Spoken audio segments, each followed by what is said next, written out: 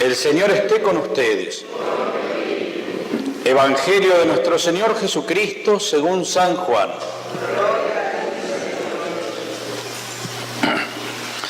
El primer día de la semana, de madrugada, cuando todavía estaba oscuro, María Magdalena fue al sepulcro y vio que la piedra había sido sacada.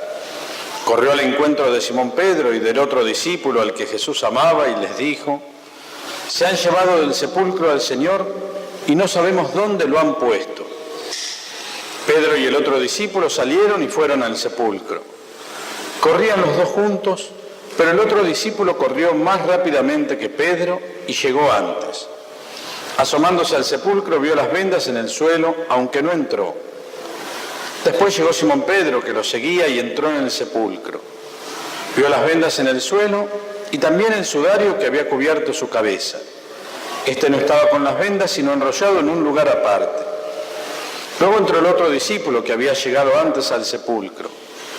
Él también vio y creyó. Todavía no habían comprendido que, según la Escritura, Él debía resucitar de entre los muertos. Palabra del Señor.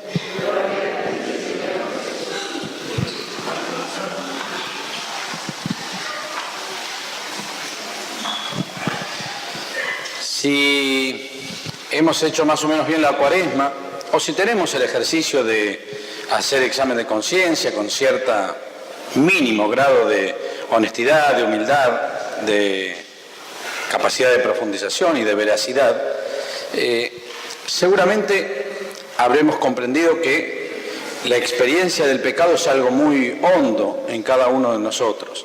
El saber que hay gente que sufre por mi culpa, que le hago difícil la vida a los que tengo alrededor, que no hago las cosas que podría hacer para mejorar el mundo, que de verdad yo aporto un grano de arena en el misterio de la iniquidad, en el misterio del mal, haciendo sufrir a gente que me quiere, a gente que yo quiero, o haciendo sufrir incluso a veces a gente que ni siquiera conozco, pero que hago sufrir a compañeros de trabajo, a mis hijos, a mis padres, a mis hermanos, a mis empleados, a mis jefes.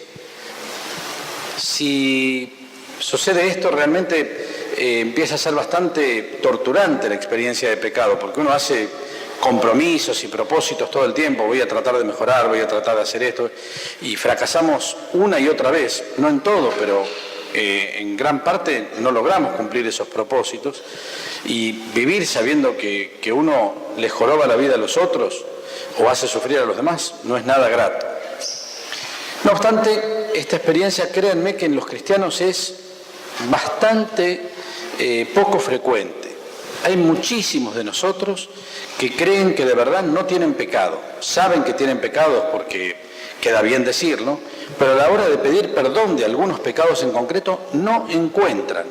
Yo no sé, porque a esta edad, como si a los 60 se dejara de pecar, o a los 70, parecería que si no hay pecado sexual no existe ningún pecado. Y gente que dice: no, yo hago todo el bien que puedo, rezo todo lo que puedo, ayudo muchísimo. Bueno, esas son las virtudes, pero incapacidad total de ver pecados de los cuales pedir perdón. Si no tenemos la experiencia de pecado, no podemos tener la experiencia del perdón. Solo sentimos el perdón, la dicha, la alegría de que alguien nos quiera, aunque seamos un desastre, cuando sabemos que somos un desastre y somos perdonados. Igual hay otra experiencia que, aunque la sociedad en la que vivimos trata de negarla permanentemente, de encerrarla en hogares especiales, de enterrarla en cementerios que no parezcan cementerios, sino que parezcan jardines, la experiencia de la muerte es algo que igual nos une a todos. Por un lado, el temor de la propia muerte, esa especie de agujero negro que nos espera, y también la experiencia de haber despedido a gente que amamos mucho, muy cercanos, y que cuando mueren la pregunta es: ¿pero cómo voy a hacer a vivir sin fulanito o sin menganita? ¿Algún día podré volver a sonreír? ¿Cómo puedo seguir caminando y levantarme mañana sabiendo que no está a mi lado tal persona tan amada por mí? Si todavía no la hicieron, algún día la van a hacer, esa experiencia. Y en ese momento, todo es como el Viernes Santo para los discípulos.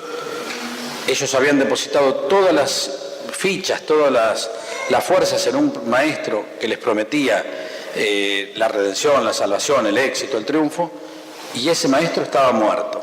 No quedaba nada, solo oscuridad y muerte. Ese abismo que daba un poco de miedo ahora era una realidad. Todo es oscuridad. Lo que celebramos ahora es que hoy a la mañana, muy temprano, siendo de madrugada y todavía estando oscuro, nos enteramos que no, que el Maestro está vivo y que de verdad podemos seguir caminando con esperanza, porque vamos a volver a encontrarnos con los seres que amamos, vamos a volver a vivir junto a ellos en pura felicidad, sin mancha de dolor ni de sufrimiento. Y además, si hicimos la experiencia del pecado, también nos sabemos perdonados absolutamente. Bueno, me parece que esto es lo que celebramos hoy y que sería bueno que nos demos cuenta que si de verdad experimentamos esto, somos los hombres y mujeres más felices del mundo. Tal vez necesitaríamos volver a la predicación de los primeros apóstoles o de la iglesia primitiva. Durante bastantes años, unos 20 años, la iglesia lo que hacía era, se encontraban uno con otro y decía, ¿sabés que Jesús murió y resucitó para la salvación de nuestro pecado y de la muerte? Eso es lo que nos anuncia hoy la iglesia a cada uno de nosotros. Jesús murió y resucitó para salvarnos del pecado y de la muerte. Feliz Pascua.